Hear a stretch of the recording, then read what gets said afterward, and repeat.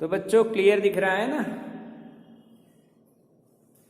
जय हिंद बच्चों, मैं हूं रविंद्र सर और आप जुड़ चुके हो जॉय फिजिक्स के साथ, जिसमें हम फिजिक्स को करते हैं एंजॉय। और आज हम स्टैंडर्ड 11 चैप्टर नंबर 3 में आगे बढ़ने वाले हैं। लास्ट लेक्चर में हमने average speed and average velocity ये दो पोर्शन को बिल्कुल फिनिश कर दिया है, बिल्कुल पक्का कर दिया है। और लास्ट लेक्चर में तो मैंने आपको ग्राफ के बारे में भी इंफॉर्मेशन दिया है, ग्राफिकल पोर्शन भी आपको बिल्कुल मैंने क्लियर करवा दिया। अब हम लोग क्या समझने वाले हैं आज हम समझेंगे एक्स वर्सेस टी ग्राफ। आप कहोगे सर ये तो आप पहले भी बता चुके हो, पहले हम सिर्फ ग्राफ देखे थे, आज हम उन ग्राफ्स को वेलोसिटी के रिस्पेक्ट में देखने वाले हैं। अगर ग्राफ ऐसा है तो वेलोसिटी कितनी है, अगर ग्राफ ऐसा है तो एवरेज वेलोसिटी कितनी होगी, कैसे हम फाइंड करेंगे, ये सारी बातें इस लेक्चर में सीखने वाले हैं। और एनसीईआरटी का जो पहला एग्जाम्पल है इस चैप्टर का स्टार्ट कर रहे हैं, वो आज हम लोग कंप्लीट कर देंगे। तो चलिए बच्चों, हम लोग हेडिंग लगा देते हैं। मैं आपको ग्राफ्स बताऊंगा बेटा, पर किसके ग्राफ्स हैं बेटा? X versus t with respect to, और किसको कंसीडर करेंगे हम लोग? वेलोसिटी को। किसको कंसीडर करेंगे? वेलोसिटी को। इस थियरी को स्टार्ट करते पहले आपको वो याद कर लेना है कि x वर्सेस t का जो ग्राफ है उसका स्लोप क्या होता है। x वर्सेस t के ग्राफ का स्लोप बताइए क्या होगा? tan theta.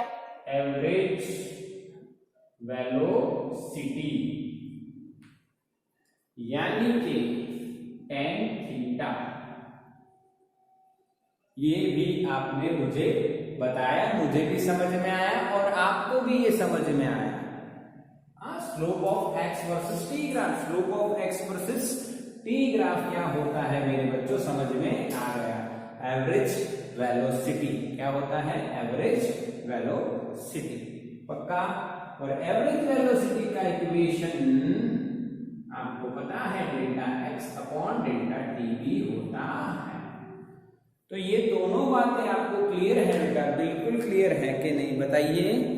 सही से क्लियर है सर, तो हम आगे बढ़ सकते हैं इनके साथ हम आगे बढ़ सकते हैं। चलिए तो स्टार्ट करते हैं समझना। पहला जो ग्राफ है बेटा वो है रेस्ट का। When object is at rest, जब ऑब्जेक्ट कुछ भी नहीं करता है, एक ही जगह पे रहता है, ऑब्जेक्ट कुछ भी नहीं करता है, एक ही जगह पे रहता है, तब क्या होता है? At rest, at rest. तो ये x हो गया, ये t हो गया, ये ओरिजिन हो गया। रेस्ट का ग्राफ ऐसे आता है सर, यस और नो? क्या रेस्ट का ग्राफ यही होता है? x नॉट पे पोजीशन जो है वो वही है। जैसे मैं यहां खड़ा हूं और time is ticking away, but I am standing here, so that you can say Ravindra sir is at rest and his velocity is 0. Average velocity is 0 because I am not changing my position with respect to time. That's why we can say velocity or average velocity of my average velocity is 0. You can say easily.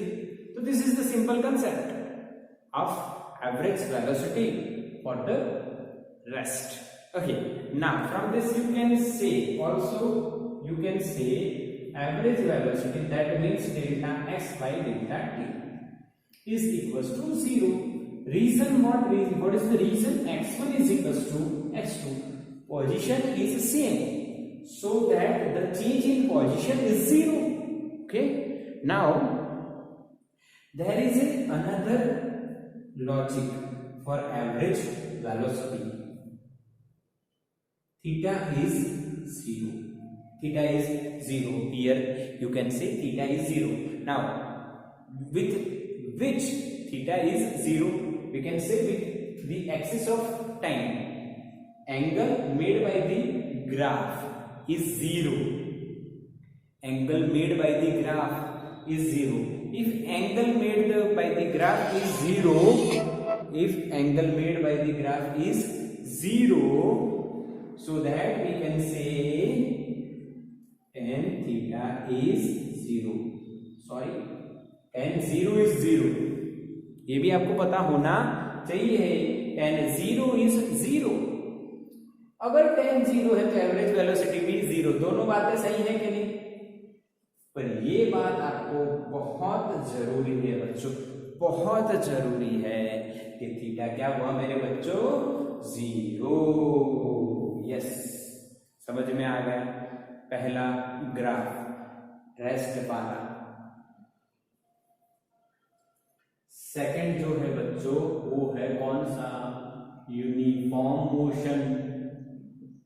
Uniform motion, और उसमें case 1 increase in और increasing,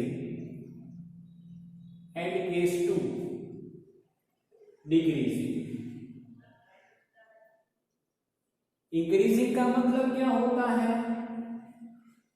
time जैसे बढ़ता जाता है object की position origin से दूर जाती जाती है. That means what? Increasing. And what is decreasing? Means जैसे टाइम बढ़ता जाता है पोजीशन ओरिजिन की और शिफ्ट होती जाती है, यानी डिक्रीजिंग. क्लियर है कि नहीं? यस और नो बच्चों? क्या मेरी बात क्लियर है आपको? चलो मैं इंक्रीजिंग का ग्राफ ड्रॉ करता हूं बेटा.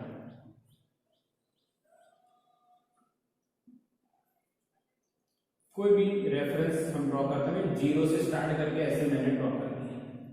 ठीक है. अब इसमें यहां पे t1 और यहां पे हमने रैंडम टाइम t2 ले लिया, कोई भी.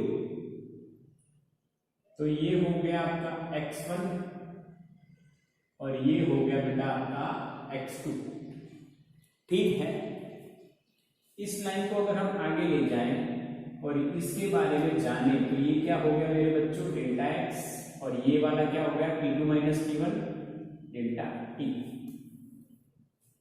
ठीक है, इतनी बात हम समझ चुके हैं बेटा. ये बात हम समझ चुके हैं. अब देखिए एवरेज वेलोसिटी क्या होगी? Delta x by delta t greater than 0, positive और negative. Greater than 0, yes or no? Why greater than 0? You can say x2 is greater than x1, so that the velocity is positive or greater than 0. समझ में आया कि नहीं? Clear है कि नहीं? 0 and एक और बात आपको लिखनी है constant. Greater than 0 and constant. ये भी बात आपको ध्यान में रखनी है. वेलोसिटी जो है ग्रेटर देन 0 तो है ही, पर साथ में कांस्टेंट भी है. यानी कि ये जो स्लोप है वो चेंज नहीं हो रहा है. क्यों कांस्टेंट है? यूनिफॉर्म मोशन का मतलब क्या है? Body covers equal distance in equal time interval. तो equal distance in equal time interval, तो डेल्टा x और डेल्टा t सेम रहेंगे. अब 2 टाइम इंटरवल लोगे तो उसके लिए ये आपका जो स्लोप आएगा वो सेम रहेगा. इसीलिए average velocity is constant. Straight line है, एवरेज वेलोसिटी कैसी आएगी? कांस्टेंट. क्या मेरे बच्चों को समझ में आ रही है बात? नहीं तो आप एग्जाम्पल लेके देख लीजिए. एक एग्जाम्पल बता देता हूं इधर, समझना. ये 0, ये 1 सेकेंड पे 2 मीटर, 2 सेकेंड पे 4 मीटर, 3 सेकेंड पे 6 मीटर और 4 सेकेंड पे 8 मीटर. अब आप इसको t1 लीजिए और इसको t2 लीजिए. ठीक है. और आप एवरेज वेलोसिटी निकालिए बेटा। एवरेज वेलोसिटी क्या, x2 minus x1 upon t2 minus t1 हो जाएगी बेटा। देखो t2 आपने 3 लिया, t1 आपने 1 लिया, तो 3 माइनस 1 हुआ बेटा। समझना है, कुछ भी ले सकते हैं हम लोग, t1 और t2 ये कुछ भी वैल्यू ले सकते थे, पर हमने 1 को t1 लिया और 3 को t2 लिया। हमने ऑब्जर्वेशन 1 और 3 के बीच में कर रहे हैं। तो अब x2 यानी t2 टाइम का पोजीशन, तो 3 पे कितनी पोजीशन है 6 माइनस 1 t1 टाइम का पोजीशन कितनी है 2, 6 माइनस 2 क्या आया बेटा 4 अपॉन 3 माइनस 1 2, आंसर क्या है बेटा 2 मीटर पर सेकेंड। बोलो क्लियर, यस और नो? हाँ। अब आपने t2 इसकी जगह t2 इसको ले लिया होता, मान लो t1 और t2 अब आपने 4 ले लिया होता, तो अब क्या होगा देखो, t2 हो गया आपका 4, t2 4 है तो उसकी पोजीशन 8, ठीक है, आगे ना, यस और नो? t2 4 है, ये देखो 2 2 और 2, ठीक है, यहां पे t1 आपका 1 है और t2 आपने 4 ले लिया, यस यस, तो ऊपर क्या हो जाएगा 8 माइनस 2 6 और नीचे 3 3 2 जा 6, आंसर तो 2 ही रहा ना। यानी आप चाहे कोई भी इंटरवल लीजिए, इस ग्राफ की जो आप यानी delta x by delta t लेके कोई भी फाइंड करोगे, you will get the answer 2 metre per second. That's why यहां पे मैंने क्या लिखा बेटा, velocity is constant. Velocity is constant, वो चेंज नहीं होगी। पोजीशन बढ़ रही है, टाइम बढ़ रहा है, पोजीशन बढ़ रही है, इसलिए ग्राफ ऐसा मिला। बट ये जो स्ट्रेट लाइन मिल रही है, इसके कारण हम कह सकते हैं वेलोसिटी कैसी है, कांस्टेंट। क्लियर बच्चों?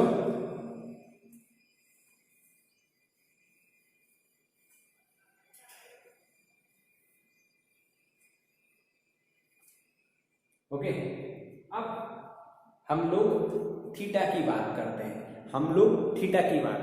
हमने इक्वेशन से क्या सोचा और क्या सीखा, क्या समझा, अब हम लोग थीटा की बात करते हैं। थीटा नहीं, थीटा यहाँ पे कितना होगा को इक्वल टू नहीं लिख सकते, but we can write theta is less than 90 degree. अब आप सोचोगे सर ये कौन सा थीटा है, तो बेटा ये वाला हॉरिजॉन्टल के साथ एंगल जो बना थीटा वो 90 से कम है। देखो 90 ऐसे होता है, यहाँ पे ऐसे बन रहा है, तो 90 से कम है। अगर 90 से कम है तो tan थीटा जो है बेटा हमेशा ग्रेटर देन 0 आएगा। क्या आएगा? 0 आएगा। क्या समझ में आया बच्चों? तो इसका आप ध्यान से देखो, स्क्रीनशॉट भी ले सकते हो, नोट कर लो। तो बच्चों क्लियर? चलो क्लियर है। तो अब देखो कई बच्चों को ये भी डाउट होगा कि थीटा 90 से कम है तो tan थीटा पॉजिटिव कैसे है। तो ये एक बार बता देता हूँ। थीटा की वैल्यू अगर हम लोग 0, 30, 45 ये सब लेते हैं, 90 से कम लेते हैं, तो हमें जो आंसर tan थीटा का मिलता है वो क्या मिलेगा? tan 0 हो जाएगा बेटा। ओके, 0 की बात कर रहे हैं। इक्वल्स टू भी आप लिख सकते हैं यहाँ पे, पर इक्वल्स टू वाला केस यहाँ पे आ गया, इसलिए हम इक्वल्स टू नहीं लिख रहे हैं। तो 0 वाला केस हम नहीं लिखते हैं। 30, 45, 90 जो भी आप 60 ले लो, तो tan 30 क्या होता है? 1/√3। tan 45 1, और यहाँ पे √3। समझ में आया कि नहीं? ओके, तो इस तरह से ये tan की सारी वैल्यू पॉजिटिव मिलेगी। सारी वैल्यू कैसे मिलेगी बेटा? Positive, that's why greater than 0। तो ये हो गया बेटा इंक्रीजिंग ग्राफ। अब हम देखेंगे बेटा x वर्सेस t का डिक्रीजिंग, यानी पहले वो कहीं पे है बॉडी या पार्टिकल, और वो टाइम के साथ वो ओरिजिन की ओर आ रहा है, यानी टाइम जैसे बढ़ेगा पोजीशन घटेगी, यस घटेगी। क्लियर है? अब इस पे आप T1 लीजिए और यहाँ पे T2 लीजिए, दो टाइम इंटरवल ले लेते हैं। T1 पे जो पोजीशन है उसको x1 कह दीजिए, T2 पे जो पोजीशन है उसको x2 कह दीजिए। T1 पे x1, T2 पे x2 कह दीजिए बच्चों, ठीक है। तो ये आपका डेल्टा x हो जाएगा, ये डेल्टा t हो जाएगा। तो एवरेज वेलोसिटी आपको मिलेगी delta x by delta t, और वो हो जाएगी लेस देन 0 एंड कांस्टेंट, चाहे कोई भी वैल्यू होगी पर वो कांस्टेंट होगी। रीजन क्या है लेस देन 0 होने का? तो देखो पहले पोजीशन ज्यादा थी, बाद में पोजीशन कम हो गई। मान लो 10 मीटर है तो ये 5 मीटर हो गया, तो 5 माइनस 10 माइनस, इसलिए नेगेटिव, क्योंकि x2 यहाँ पे छोटा है x1 से। जैसे यहाँ पे x2 x1 से बड़ा था, यहाँ पे x2 x1 से छोटा है, x2 x1 से छोटा है। क्या बच्चों समझ में आई बात? यस। अब इधर देखो थीटा, तो आप देखो ये जो हॉरिजॉन्टल लाइन है इसके साथ ये जो थीटा बन रहा है, क्या ये थीटा ग्रेटर देन 90 है बेटा? यस। आपको किसके साथ एंगल देखना है? हॉरिजॉन्टल। हॉरिजॉन्टल के साथ एंगल क्या हुआ? 90 से बड़ा। 90 से बड़ा हुआ तो tan थीटा क्या हुआ बेटा? ग्रेटर देन या लेस देन? तो बेटा लेस देन 0, लेस देन 0। समझ में आया? यानी अगर आप tan की वैल्यू ले जा रहे हो 90 के बाद तो आपको नेगेटिव आंसर्स मिलेंगे। इसका एक और तरीका है, सीधा सीधा आप जान लो तो ऑल STC 90 यहाँ पे, तो 90 और 0 के बीच में सारे फंक्शंस के वैल्यूज जो आएंगी वो पॉजिटिव रहेंगी यहाँ। बट 90 के बाद सिर्फ साइन और उसका उल्टा cos sec ये दो ही पॉजिटिव रहेंगे, बाकी सारे नेगेटिव। तो tan सेकेंड क्वाड्रेंट में नेगेटिव हो जाएगा, इसलिए यहाँ पे tan थीटा नेगेटिव, और tan थीटा का मतलब एवरेज वेलोसिटी हुई वो नेगेटिव मिलेगी बट कांस्टेंट मिलेगी। क्लियर? इसका स्क्रीनशॉट ले लो बेटा, इसका स्क्रीनशॉट ले लो जल्दी से, जल्दी से स्क्रीनशॉट। चलो क्लियर ना बेटा? अब आगे बात कर लेते हैं थर्ड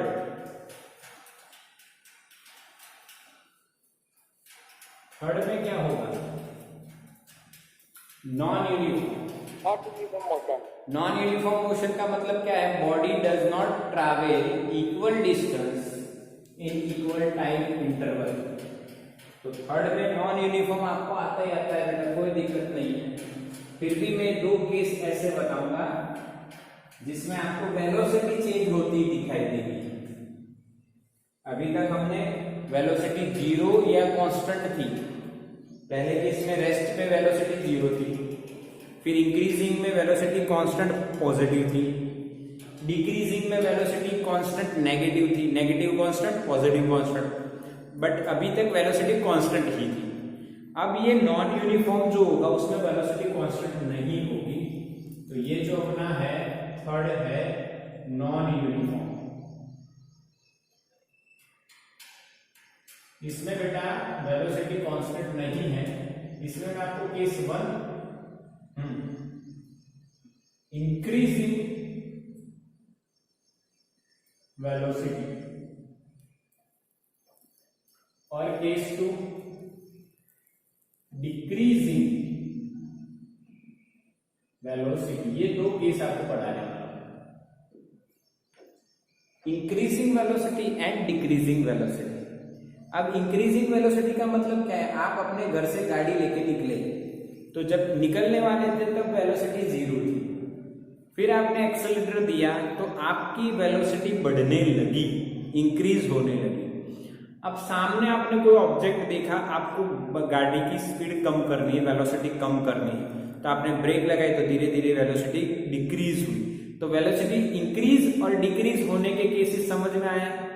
एक केस बता है, समझ में आ गए। गाड़ी लेके चलते हैं तब इंक्रीज होती है क्योंकि रोड बिल्कुल खाली और आप जीरो से स्टार्ट करें तो वेलोसिटी इंक्रीज होगी, और रोड ब्लॉक है और आप हाई स्पीड से आ रहे हो तो आपको वेलोसिटी धीरे धीरे क्या करनी पड़ेगी, डिक्रीज करनी पड़ेगी। तो दोनों केस हो सकते हैं, तो ये केस समझते हैं, अच्छे से समझना है पूरा का पूरा। x वर्सेस t ये ऐसे बनेगा, यह सब ऐसे बनेगा। देखो क्यों, पहले पोजीशन कम थी, टाइम बढ़ता गया तो पोजीशन बढ़ती गई पर ज्यादा जल्दी से बढ़ रही है। यस और नो, यानी यहां पे मान लो 2 सेकंड पे आपकी पोजीशन 2 मीटर है तो 3 सेकंड पे आपकी पोजीशन हो जाएगी 5 मीटर, और फिर आपकी 4 सेकंड पे पोजीशन हो जाएगी 10 मीटर। अब देखो यहां पे भी 1 सेकंड, यहां पे भी 1 सेकंड, पर यहां पे 3 मीटर ट्रैवल किया, समझ लेना, और यहां पे 5 मीटर ट्रैवल किया, यानी इक्वल टाइम इंटरवल में इक्वल डिस्टेंस ट्रैवल नहीं कर रही है बॉडी। पहले धीरे से गाड़ी धीरे स्पीड थी तो 1 सेकंड में कुछ डिस्टेंस ट्रैवल किया, फिर स्पीड हमने बढ़ाई, एक्सेलरेशन दिया, तो फिर अगली जो 1 सेकंड होगी उसमें डिस्टेंस ज्यादा ट्रैवल कर लेगी। अगर ब्रेक मारते तो कम ट्रैवल करती, एक्सेलेरेटर दिया तो ज्यादा ट्रैवल करेगी। बोलो क्लियर है कि नहीं? हाँ कि ना बेटा, समझ में आया? बिल्कुल यस, मैसेज करना है, बोलना नहीं है, नहीं रिकॉर्डिंग में आपका आवाज आ जाए। यहाँ पे आप कह सकते हो जो वेलोसिटी है वो इंक्रीजिंग है। ओके, पहली बात ये। दूसरी बात, थीटा ऑल्सो इंक्रीजिंग। देखो यहाँ पे थीटा 1 है और यहाँ पे आप हॉरिजॉन्टल के साथ देखो तो थीटा 2 है, तो theta 2 is greater than theta 1, तो थीटा भी क्या है, थीटा इंक्रीज हो रहा है। समझ में आया कि नहीं? Case 2, decreasing velocity.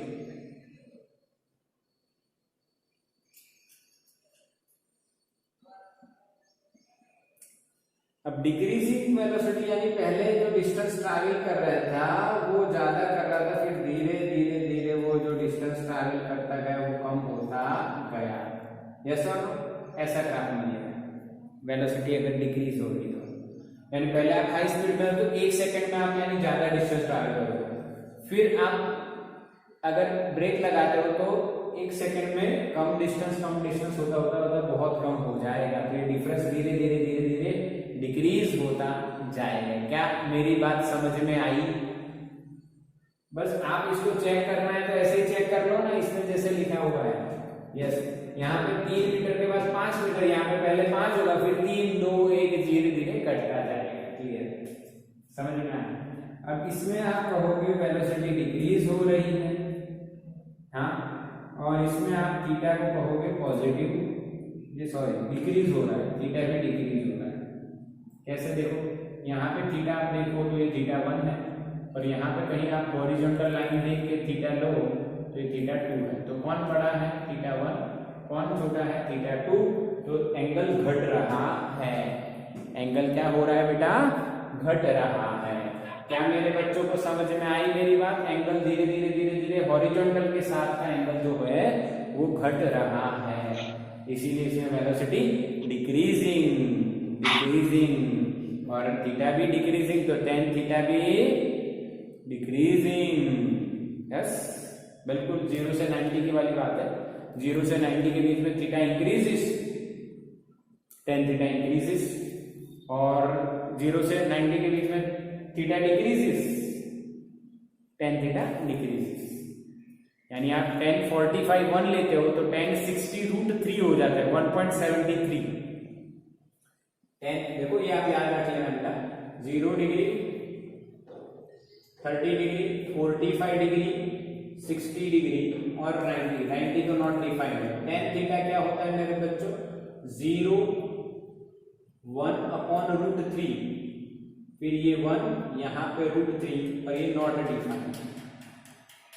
ठीक है, हाँ कि ना? तो यहाँ पे देखो ये वैल्यू इससे कम है, यानी जैसे थीटा घटेगा वैल्यू घटेगी और थीटा बढ़ेगा, इसकी वैल्यू 1.73 होती है। ओके, ये लगभग 0.8666 होती है। तो जैसे थीटा बढ़ रहा है वैसे वैल्यू बढ़ेगी, जैसे थीटा घटेगा वैल्यू घटेगी। किसकी? tan theta. tan theta increase हो जाएगा और यहाँ पे tan थीटा डिक्रीज हो जाएगा। क्या मेरे बच्चों को पूरा कंसेप्ट समझ में आया? एक एक बात समझ में आई? एक एक बात समझ में आई बेटा या नहीं? यस। ओके, चलो तो इसका स्क्रीनशॉट ले लो। अब हम नॉट पॉसिबल ग्राफ भी देख लेते हैं। नॉट पॉसिबल ग्राफ भी देख लेते हैं। हो गया स्क्रीनशॉट? Done screenshot? यस और नो?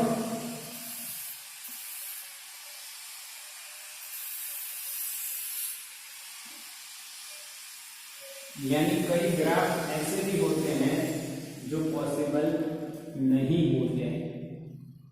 कई ग्राफ ऐसे भी होते हैं जो पॉसिबल नहीं होते हैं। हमें दिए गए होते हैं और कह देते हैं कि बताओ कौन सा ग्राफ सही है, पर हालांकि उसमें एक भी सही नहीं होगा कई बार। तो फोर्थ, नॉट पॉसिबल ग्राफ।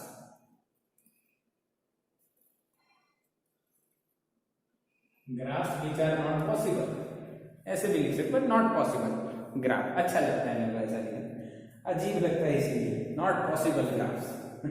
और हमेशा the graphs which are not possible और इम्पॉसिबल ग्राफ, पर इम्पॉसिबल नहीं लिख रहा हूं मैं, नॉट पॉसिबल, क्योंकि नथिंग इज इम्पॉसिबल। भाई फ्यूचर में ऐसा कुछ हो गया, कुछ बन गया, तो ऐसा हो गया तो हम क्या करेंगे? ठीक है, ओके। चलो तो पहला बहुत सारे होंगे ऐसे, एक्स वर्सेस टी। ऐसा ग्राफ आपको ड्राइंग बना के दी है। चलो बताइए ये पॉसिबल है? ये ग्राफ पॉसिबल है कि नहीं बताइए? Is this graph is possible और नॉट? यस और नो?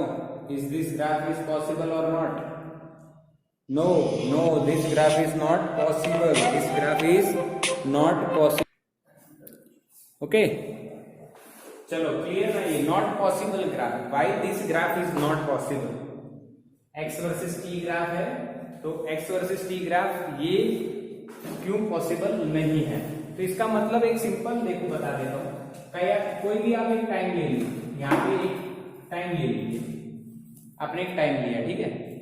तब इस टाइम पे आप यहाँ पे लाइन ड्रॉ करो, आपको x2 और x1 दो पोजीशन मिलेगी। Okay, at same time